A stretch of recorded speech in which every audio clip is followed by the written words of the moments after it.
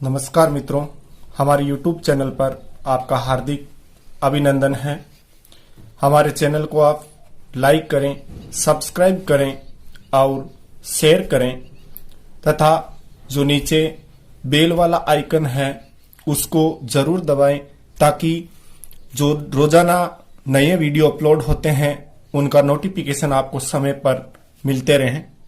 तो मित्रों, कल हमने लिंग जो प्रकरण है उसको पूरा किया था और आज रीट और संस्कृत के इच्छुक जितने भी विद्यार्थी हैं उनके लिए एक महत्वपूर्ण टॉपिक लेकर के आए हैं और वो टॉपिक है मित्रों अव्यय प्रकरणम।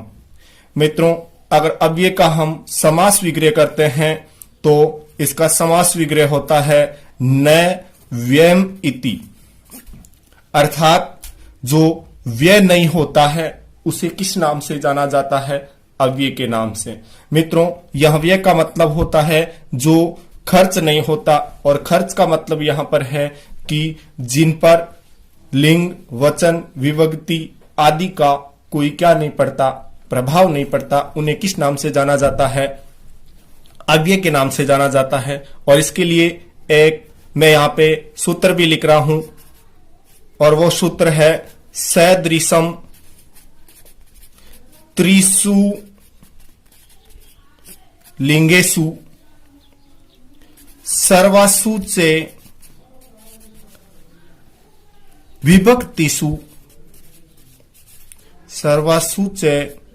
विभक्तिषु वचनेषु च सर्वेषु येन व्यक्ति तदव्यम। मित्रों, यहां पर मैं इसका हिंदी अर्थ करने जा रहा हूं। सदृशम का मतलब होता है समान, त्रिलिंगेषु का मतलब होता है तीनों लिंगों में, सर्वासु यानी सभी, चे का मतलब और, विभक्तिसु यानी विभक्तियों में, वचनेषु यानी वचनों में, चे यानी और, सर्वेषु यानी सभी, यत यानी जो, ने यानी नहीं, व्यय इति यानी वह होता है, तत् यानी उसे, व्ययम यानी अव्यय के नाम, अव्ययम जिसका मतलब होता है अव्यय कहलाता है। अर्थात जो तीनों लिंगों में, सभी विभक्तियों में और सारे वचनों में क्या रहता है? समान रहता है और क्या नहीं होता है? व्यय नहीं होता है। वो क्या कहलाता है? अव्यय कहलाता है। अर्थात आप हिंदी में कह सकते हैं कि जिन शब्दों पर लिंग, वचन, विभक्ति एवं काल का कोई प्रभाव नहीं पड़ता है उन्हें किस नाम से जाना जाता है? मित्रों, अव्यय के नाम से जाना जाता है। तो इस प्रकार आप इनको एक बार वापस देख लें कि जो तीनों लिंगों में, सभी विभक्तियों में, सभी वचनों में जो व्यय नहीं होता है, एक समान रहता है, वो क्या कहलाता है? अव्यय कहलाता है। अर्थात जिन शब्दों पर लिंग, वचन, विभक्ति एवं काल का कोई प्रभाव नहीं पड़ता है उसे मित्रों किस नाम से जाना जाता है? अव्यय के नाम से जाना जाता है। और यहां पे हम प्रमुख जो अव्यय शब्द हैं उनके बारे में आज हम चर्चा करने जा रहे हैं। ये अति महत्वपूर्ण है, आप इनको समय समय पर याद करते रहें। और सबसे पहले मैं जो सरल अव्यय है जो आपको याद हो जाए उनको मैं यहां पे लिखने जा रहा हूं। हम 50 के लगभग आज अव्ययों पर चर्चा करेंगे, तो इसलिए सबसे पहले आता है यत्र, जिसका मतलब होता है मित्रों जहां। ऐसे आता है मित्रों तत्र, जिसका मतलब होता है वहां। ऐसे ही शब्द आता है मित्रों अत्र, जिसका मतलब होता है यहां। ऐसे ही मित्रों शब्द आता है कुत्र, जिसका अर्थ होता है कहां, और एक शब्द आता है क्व, जिसका मतलब भी होता है कहां। तो सबसे पहले आप ये 5 याद करें। यत्र यानी जहां, इसको साथ में आप बोलने का भी प्रयास करें। तत्र यानी वहां, अत्र यानी यहां, कुत्र यानी कहां, और क्व यानी कहां। ऐसे ही आपके शब्द आ जाता है मित्रों सर्वत्र, जिसका मतलब होता है सभी जगह। क्या अर्थ होता है? सर्वत्र। ऐसे ही मित्रों एक और सीरियल जिसको आप लिख सकते हैं यदा, उसके बाद में आप लिख दें तदा, उसके बाद में लिख दें आप कदा, और उसके बाद में मित्रों 10 नंबर पे लिख दें आप सदा। तो इसका अर्थ क्या हो जाएगा? यहां पर यदा का अर्थ हो जाएगा यदा यानी जब, और आप कई बार महाभारत में एक जो दोहा सुनते हैं, यदा यदा ही धर्मस्य ग्लानिर्भवति भारत अभ्युत्थान अधर्मस्य तदात्मानं सृजाम्यहम्। तो वहां पे आप यदा शब्द भी पढ़ते हैं और तदा भी पढ़ते हैं। तो वहां पर यदा यानी जब होता है, यदा यदा यानी जब जब। तो इसलिए आप ध्यान दें। और तदा का मतलब मित्रों क्या हो जाएगा? तब। उसके बाद में हम विभिन्न प्रकार के जो सूक्तियां श्लोक हैं उनके ऊपर भी हम चर्चा करेंगे। तो मैं यहां पर उस श्लोक की जो विस्तार से चर्चा है नहीं कर रहा हूं, क्योंकि हमारे जो सूक्तियां या दोहे जो हैं उनका जो प्रकरण होगा उसके अंदर मैं आपको वहां विस्तार से आपको बताऊंगा मित्रों। उसके बाद में कदा यानी मित्रों होता है कब, और सदा का मतलब होता है मित्रों हमेशा। आप यहां पर एक इससे जुड़ा शब्द आता है सर्वदा। तो आप या तो सदा का याद कर लें, या मित्रों आप सर्वदा का, जिन दोनों का अर्थ क्या होता है? हमेशा ही होता है। उसके बाद में मित्रों 12 नंबर पे आता है इत्थम। इत्थम का मतलब होता है इस प्रकार। इत्थम का मतलब क्या होता है? इस प्रकार। ये संस्कृत में जो वाक्य प्रयोग आप करोगे उसमें मित्रों बहुत ही काम आएंगे। तो इसलिए आप समय रहते हैं याद कर लें। 13 नंबर होता है कथम। कथम का मतलब होता है किस प्रकार। क्या होता है मित्रों? किस प्रकार। ऐसे ही मित्रों अगला जो अव्यय आता है वो आता है एकदा। आप कई बार पढ़ते हैं एकदा एके राजा आसीत। तो उसका मतलब होता है एक बार एक राजा था। ऐसे ही सब जो आप कई बार कहते हैं यथा राजा तथा प्रजा।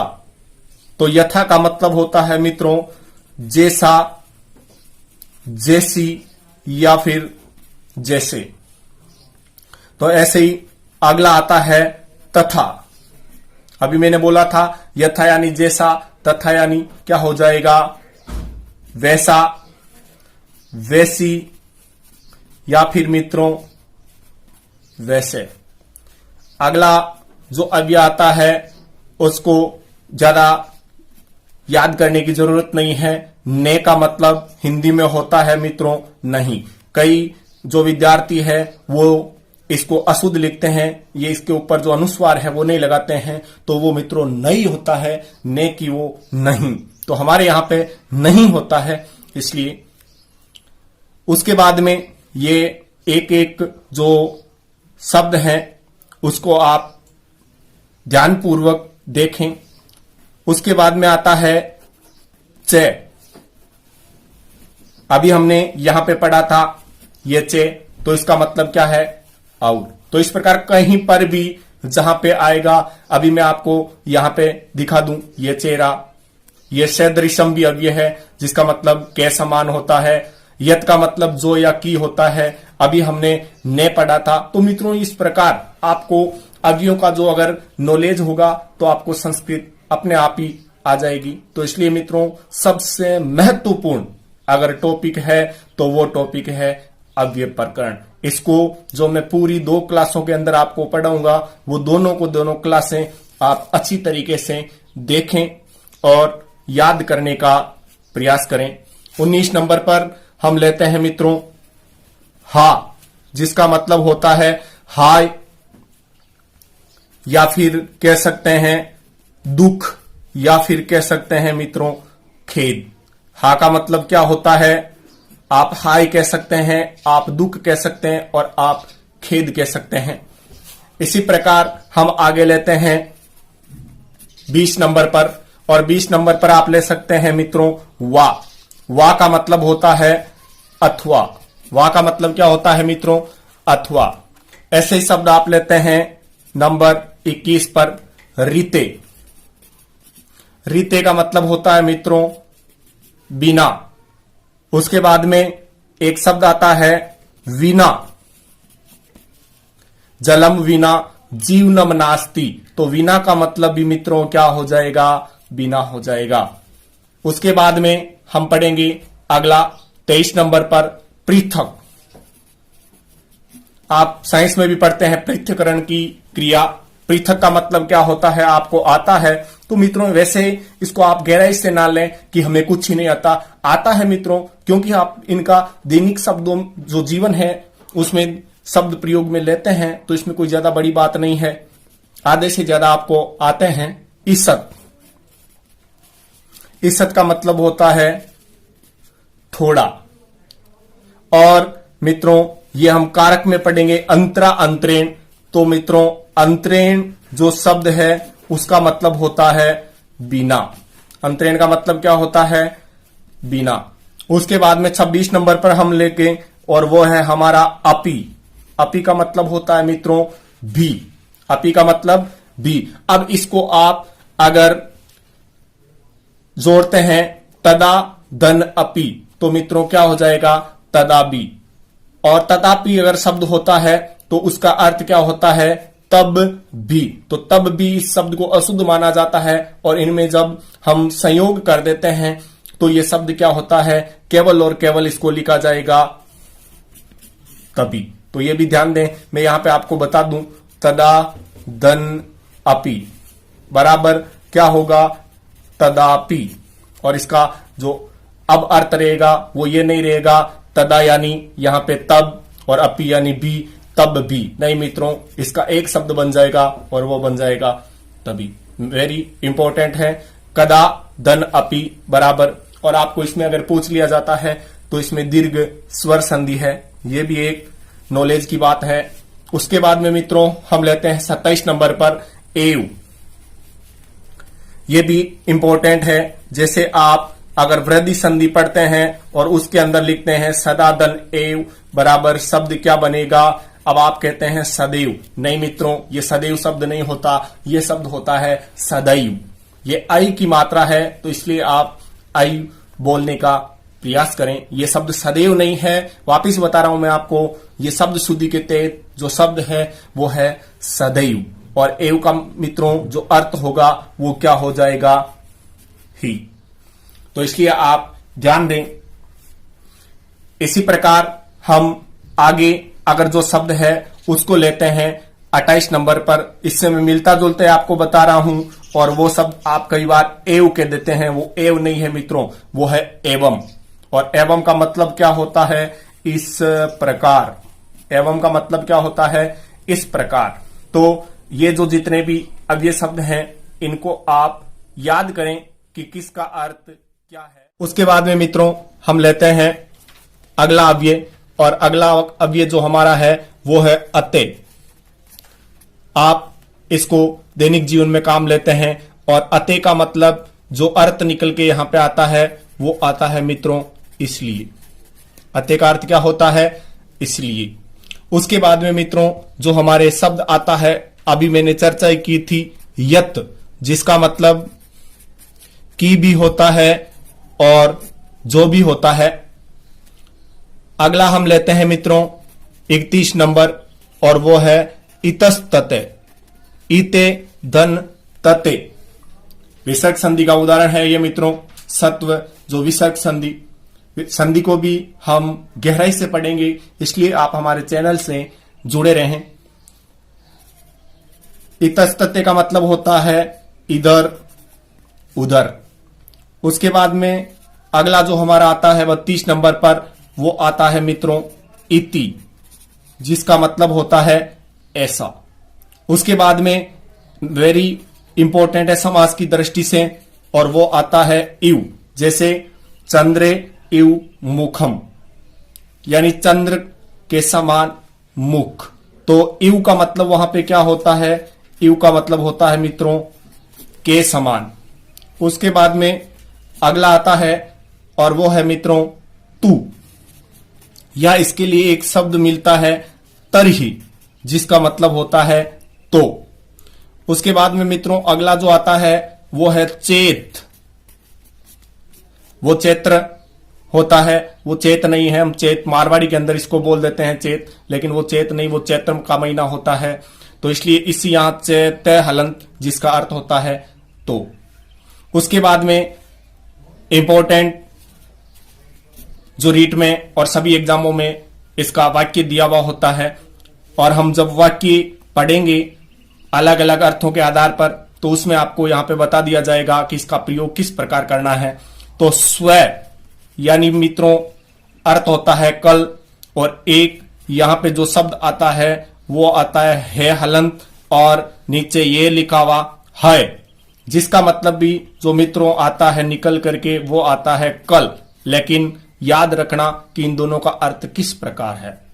ये जो वह है वो होता है आने वाला, ये एक याद करने का तरीका है। और हुआ जिसमें ये है, तो इसका मतलब या आप कह सकते हैं है इसमें, तो इसलिए हुआ, यानी बीता हुआ कल। तो ये दोनों शब्द इंपॉर्टेंट है, स्व यानी कल आने वाला, और है यानी कल कौन सा बीता हुआ। उसके बाद में मित्रों अगला शब्द है परस्वर, जिसका मतलब होता है परसों। हम कई बार कहते हैं कल, परसों, जो भी अगले शब्द हैं। तो उसके बाद में अगला जो हमारा है वो है मित्रों त्रिधा। ऐसे ही शब्द आ सकता है द्विधा, जो जिसका मतलब द्विधा का मतलब दो बार, एक दा यानी एक बार, और वैसे त्रिधा का मतलब होता है मित्रों तीन बार या तीन प्रकार से, तीन प्रकार से। ऐसे ही मित्रों एक शब्द आता है सकृत, जिसका मतलब होता है सकृत यानी एक बार, और इसका विलोम शब्द हम अगला लिख रहे हैं यहां पर 41 नंबर पर, और वो है मित्रों असकृत। क्या है? असकृत। असकृत का मतलब होता है अनेक बार। क्या अर्थ होता है? अनेक बार। उसके बाद में मित्रों हमारा जो 42 नंबर पे आ रहा है वो है संप्रति, जिसे अधुना के नाम से भी जाना जाता है अब। तो अगला हम यहां पे लिख देते हैं अधुना। अधुना का अर्थ भी मित्रों होगा वो क्या होगा? अब। ऐसे ही अगला जो आता है वो आता है प्रति। प्रति का मतलब होता है मित्रों और या की और। ये और है, और जो दो मात्रा वाला मित्रों होता है वो और नहीं होता, इसे और के नाम से जाना जाता है। आप उच्चारण में जो शुद्धता है उसको बनाए रखें ताकि आपका शब्द कभी भी गलत नहीं होगा। उसके बाद में हम लेते हैं मित्रों पूर्ते। पूर्ते, परिते। तो ये जो शब्द हैं ये हम कारक में, इनका वाक्य में जब प्रयोग करेंगे तो देखना इनके साथ में विभिन्न प्रकार की जो विभक्तियां हैं उनका नॉलेज भी हम प्राप्त करेंगे। तो मित्रों पूर्ते, पूर्ते का मतलब होता है सामने, और इसके योग में मित्रों कौन सी विभक्ति लगती है? द्वितीय विभक्ति लगती है। ऐसे ही मित्रों शब्द आता है परिते। परिते का जो अर्थ होता है मित्रों वो होता है चारों ओर। ऐसे ही हमारा जो अगला आता है वो आता है, हमने पहले पूर्ते ले लिया है, फिर हमने परिते लिया है, उसके बाद में हम ले रहे हैं मित्रों उभयत। उभयत का मतलब होता है मित्रों दोनों ओर। क्या होता है? दोनों ओर। ऐसे ही मित्रों अगला हम लेते हैं किंतु। ये संस्कृत का शब्द है तो इसलिए इसका जो अर्थ होता है किंतु ही होता है। ऐसे ही एक शब्द आता है मित्रों परंतु, और हम कहते हैं किंतु परंतु का कोई मतलब नहीं है, तो इसलिए इनका अर्थ वो का वही है, किंतु यानी किंतु और परंतु यानी परंतु। अब हमारा एक आज का लास्ट जो शब्द ले रहे हैं वो है मित्रों चिरम। चिरम का मतलब होता है लगातार। चिरम का मतलब क्या होता है? लगातार।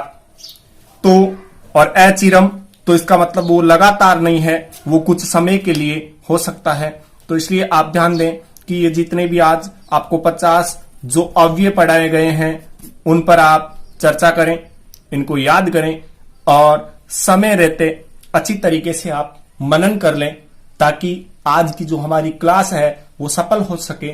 ज्यादा से ज्यादा विद्यार्थियों तक इस क्लास को आप शेयर करें और सब्सक्राइब करें मित्रों। धन्यवाद।